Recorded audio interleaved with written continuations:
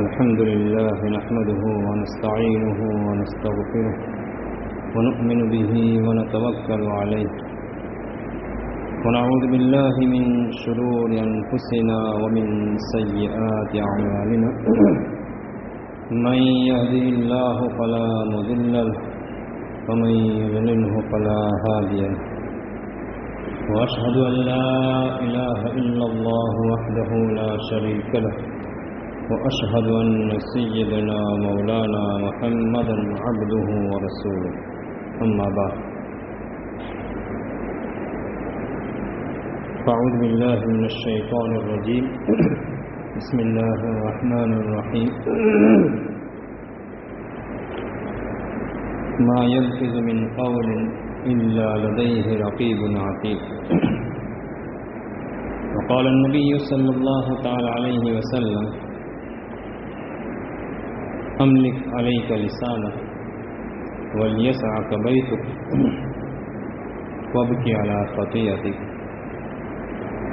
وعن ابن عمر رضي الله تعالى عنهما قال قال رسول الله صلى الله تعالى عليه وسلم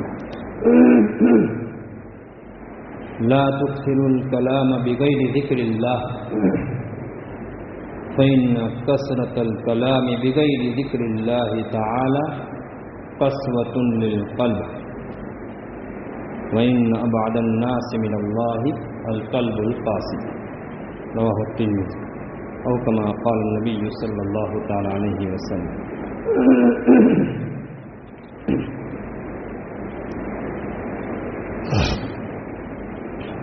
گزشتہ جمعہ کو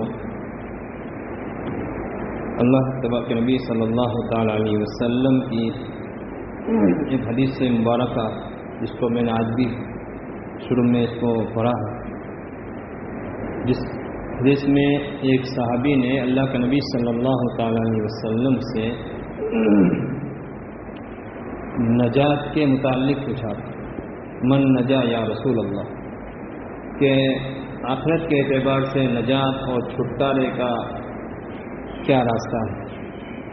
نبی کریم صلی اللہ تعالی علیہ وسلم نے ان کو 3 باتیں بیان فرمائی تھی.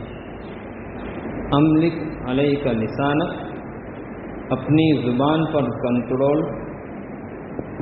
ولیسعک بیتک، زیادہ تر بغیر ضرورت کے ادھر ادھر جانے کے بجائے اپنے آپ کو اپنے گھر میں رکھیں،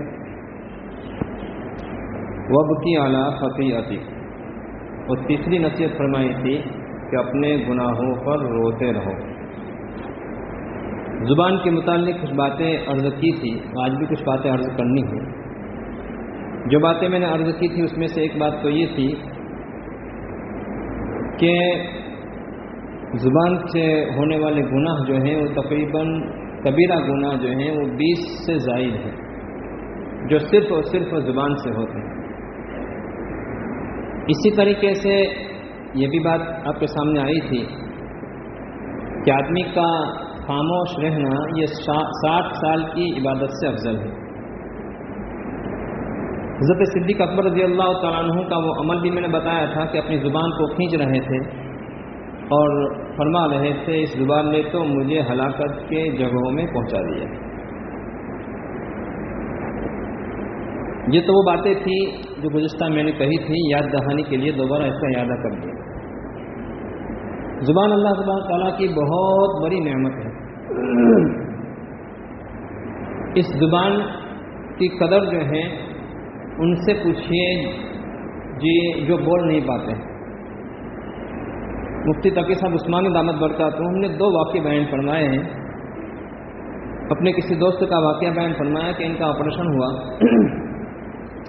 آپریشن کے بعد سارے اعضاء جو ہیں کچھ وقت کے لیے کام نہیں کر رہے تھے، یہاں تک کہ وہ زبان بھی بول نہیں سکتے. پاس میں رشتہ دار کھڑے ہیں، پانی چاہیے. کہا کہ وہ آدھے گھنٹے تک میں انتظار ہی کرتا رہا، سب کچھ ہوش برابر ہے لیکن میں پانی مانگ نہیں سکتا ہوں. وہ آدھا گھنٹہ میری زندگی کا سب سے زیادہ خطرناک وقت ہے کہ مجھے پانی کی پیاس لگی ہوئی تھی اور میں پانی نہیں مانگ سکتا تھا.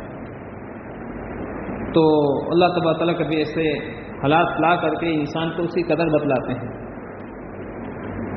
نعمت جو ہے جب وہ ختم ہو جاتی ہے، نعمت اذا فقدت عرفت، نعمت جب ختم ہو جاتی ہے تو پھر اس کی قدر کی جاتی ہے۔ دوسرا واقعہ یہ بیان کیا ہے کہ ان کے ایک صاحب جو ہیں ان کی زبان سے آواز نکلتی ہی نہیں تھی، لہذا ڈاکٹروں نے بات تجویز کی کہ یہاں پر سوراخ کر کے ایک مشین لگایا۔ وہ مشین جو ہے ان کے ہاتھ میں رہا کرتا تھا، جب بھی ان کو بولنا ہوتا تھا تو مشین یہاں لگاتے اور دباتے تب آواز نکلتی۔ اللہ تبارک تعالیٰ کا شکر ادا کرنا چاہیے کہ جب سے پیدا ہوئے وہاں سے لے کر کے آج تک، اور انشاءاللہ اللہ تبارک تعالیٰ چاہیں گے تو موت تک ہماری زبان یہ چلتی ہی رہے گی، لیکن ہمیں چاہیے کہ اللہ تبارک تعالیٰ کی نعمت کا صحیح استعمال کریں۔ اس لیے کہ اللہ کے نبی صلی اللہ علیہ وسلم فرماتے ہیں، وقت بہت کم رہتا ہے، اس لیے میں ساری حدیثیں تو نہیں سناؤں گا، لیکن حدیثوں کا صرف مفہوم بیان کر رہا ہوں میں۔ اللہ کے نبی صلی اللہ علیہ وسلم فرماتے ہیں کہ انسان جو ہے بعض مرتبہ کوئی کلمہ کہتا ہے، کوئی لفظ کہتا ہے زبان سے، وہ نہیں جانتا ہے کہ اس کے نتیجہ کیا ہوگا۔ وہ کلمہ اللہ تبارک تعالیٰ کی خوشنودی اور رضامندی کا ذریعہ ہوتا ہے، اور اس کے ذریعے سے اللہ تبارک تعالیٰ اس کو جنت میں بہت اونچا مقام عطا فرما دیتے ہیں۔ اور بعض مرتبہ انسان کو ایسا جملہ کہتا ہے جس سے اللہ تبارک تعالیٰ ناراض ہو جاتے ہیں، اور اس ناراض ہونے کی وجہ سے اس کو جہنم میں بہت دور پھینک دیتے ہیں۔ تو یہ زبان جو ہے دو دھاری تلوار ہے، اس کو اچھی طریقے سے بھی استعمال کرو گے اور برے طریقے سے بھی آدمی استعمال کر سکتا ہے۔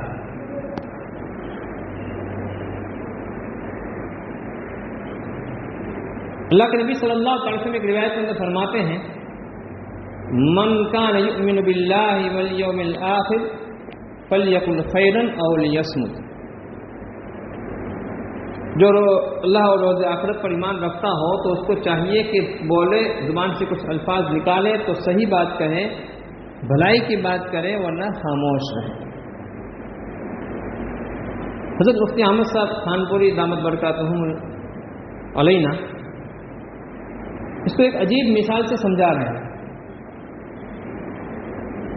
کہ دیکھیے ایک میدان ہے، اس کے اندر ہیرے جواہرات بھی پڑے ہوئے ہیں۔ بہت عجیب مثال ہے اور آسان مثال ہے، ہر ایک کو انشاءاللہ سمجھ میں آ جائے گی۔ ہیرے جواہرات، سکے، پیسے، سونے اور چاندی کے سکے، اشرفی دینار وغیرہ پڑے ہوئے ہیں، اور وہیں پر خوبصورت پتھر بھی پڑے ہوئے ہیں جو آدمی کو بھلے معلوم ہوتے ہیں، اچھے معلوم ہوتے ہیں، اور وہیں پر بیکار پتھر بھی پڑے ہوئے ہیں۔ اب ظاہر ہے کہ آدمی اس میں اگر وہ پتھر جمع کر رہا ہے، چاہے وہ خوبصورت پتھر ہی کیوں نہ ہو، لیکن اس پتھر کے جمع کرنے سے اس کو کوئی فائدہ ہونے والا نہیں۔ وہیں پر وہ اشرفی دینار، سونے چاندی، ہیرے جواہرات، اس کو اگر جمع کرنا شروع کر دے تو یہ اس کو کام آئیں گے۔ ایسے ہی ہماری زندگی جو ہے، ہماری زندگی کے جو بول امام غزالی رحمۃ اللہ تعالی علیہ نے اس کو 4 قسموں میں تقسیم کیا ہے۔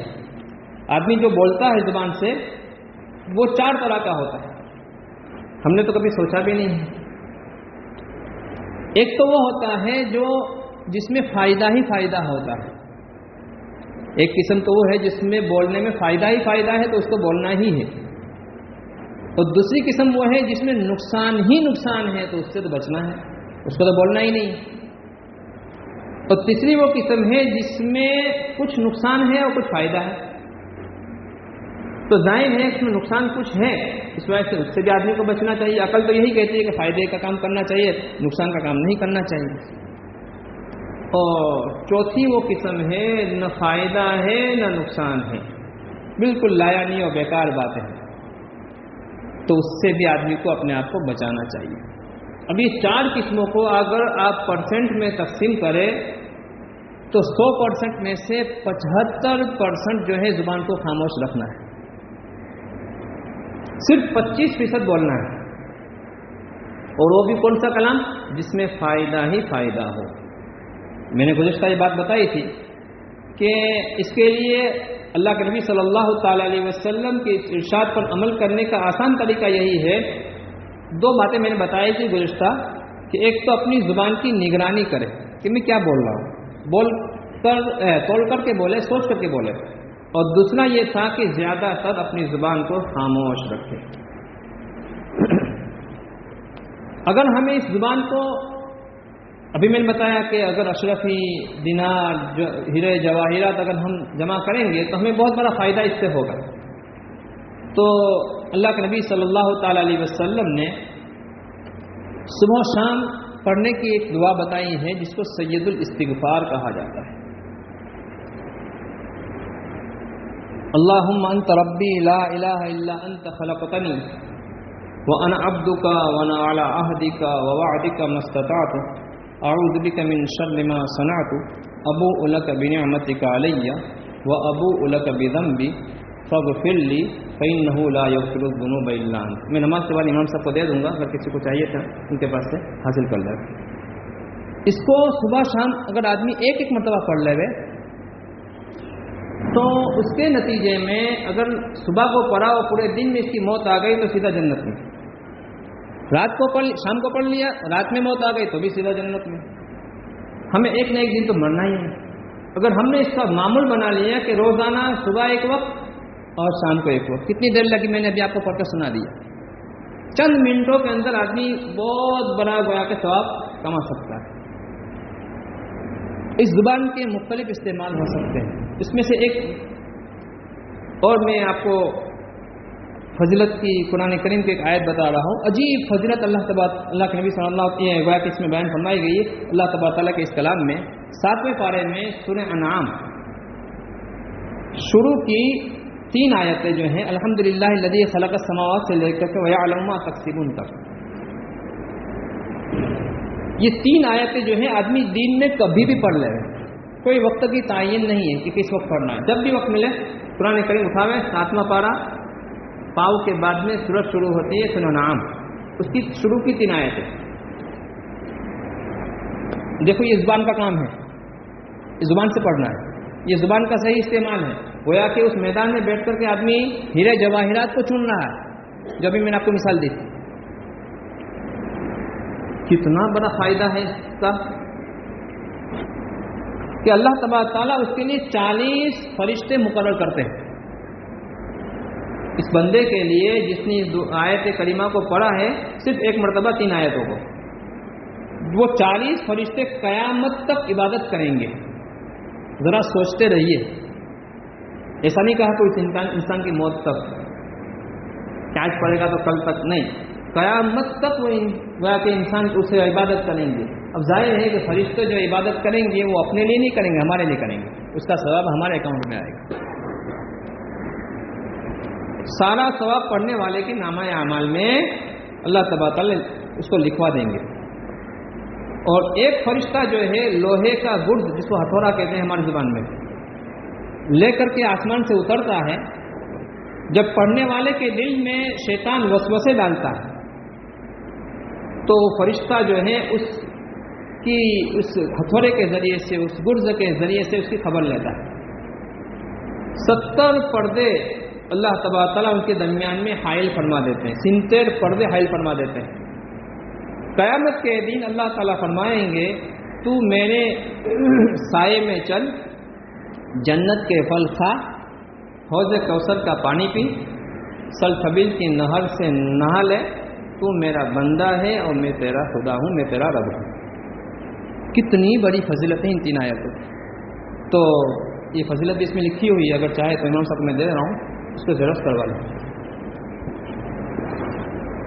اس کے علاوہ اللہ کے نبی صلی اللہ تعالیٰ علیہ وسلم نے بقیہ 2 باتیں اور فرمائی ہیں، املک علیک لسانک ولیسرک بیتک وابکی علی خطیئتک، کہ آدمی جو ہے آج کے اس فتنے کے دور میں اپنے وقت کو زیادہ تر اپنے گھروں میں گزارے، اس لیے کہ جتنا وقت آدمی کا اپنے گھر میں گزرے گا اتنا وہ گویا کہ بہت سارے گناہوں سے آدمی اس کی وجہ سے محفوظ رہے گا۔ باہر نکلتا ہے، اس کی وجہ سے بد نظری ہوتی ہیں، ادھر ادھر کی غیبتیں ہوتی ہیں، اور نہ جانے کیا کیا گناہ ہوتے ہیں۔ ہاں، کاروبار کے لیے جو آدمی نکلتا ہے تو وہ تو ثواب ہے، اس میں تو ثواب کی نیت سے جائے گا تو انشاءاللہ اس کو بھی ثواب ملے گا۔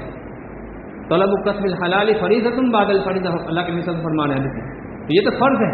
تو اس میں تو آدمی یہ سمجھے، حضرت ثانوی رحمۃ اللہ علیہ کی میں بات آپ کو سنا رہا ہوں کہ اگر کوئی آدمی سبزی بیچ رہا ہے اور دن میں 1000 مرتبہ بول رہا ہے بھائی سبزی لے لو، آلو لے لو، ٹماٹر لے لو، جو بھی بول رہا ہے اپنے اعتبار سے، تو وہ اس کے اوپر اس کو یوں نہیں کہا جائے گا کہ یہ لا یعنی بکواس کر رہا ہے، نہیں، بلکہ اس پر تو اس کو ثواب ملے گا، ثواب ملے گا.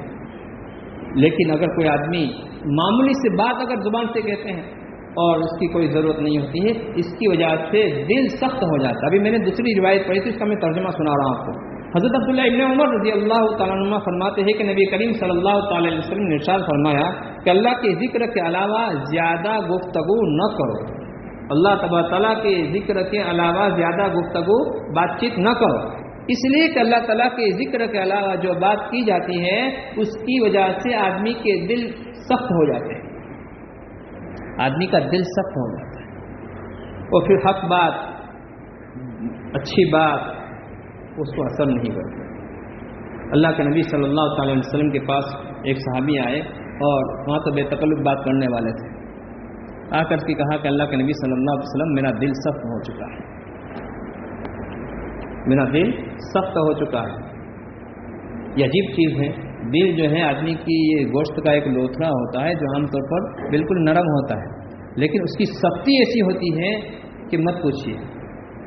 ثم قست قلوبکم من بعد ذلک فہی کالحجارۃ او اشد قسوہ، پتھر سے بھی زیادہ سخت ہو جاتا ہے کہ آدمی کے دل پر کوئی اثر نہیں ہوتا. تو اللہ کے نبی صلی اللہ علیہ وسلم نے ان کو 2 باتوں کی نصیحت فرمائی. ایک تو کہا امسح رأس الیتیم، کہ یتیم بچہ جو ہو، چاہے اپنے گھر کا ہو، باہر دوسرے کا ہو، کسی کا بھی ہو، تو اس کے سر پر شفقت کے ساتھ ہاتھ پھیرے اور یہ سوچے کہ بیچارے کا باپ نہیں. آپ تجربہ کر کے دیکھ لیجئے، آپ ذرا یہ سوچ کر کے اس کے سر پر ہاتھ رکھیے، آپ کی آنکھوں سے آنسو نکل جائیں گے. لیکن تصور ہونا چاہیے جو میں کہہ رہا ہوں. بہت امیز مسکین، اور دوسرا یہ اللہ کے نبی نے فرمایا کہ غریبوں کو کھانا کھلاؤ. اس کے ذریعے سے بھی آدمی کے دل نرم ہوتے ہیں. تو اچھا، دل سخت ہونے کے لیے بھی بتایا بھی اللہ کے نبی صلی اللہ علیہ وسلم نے کہ اس بیجا باتیں کرنے سے، ادھر ادھر کی باتیں کرنے سے آدمی کا دل سخت ہو جاتا ہے. اور تیسری بات اللہ کے نبی صلی اللہ تعالی علیہ وسلم نے فرمائی ہے وَبْكِي عَلَىٰ خَطِيئَتِكَ، اپنے گناہوں پر روتے رہو، اپنے گناہوں پر روتے رہو. اس کے لیے آدمی کو روزانہ کا حساب، آج کل جو فیکٹری والے ہوتے ہیں، دکان والے ہوتے ہیں، روزانہ کا حساب کر لیا کرتے ہیں، بھائی کس کے دینے کے ہیں کس کے لینے کے ہیں.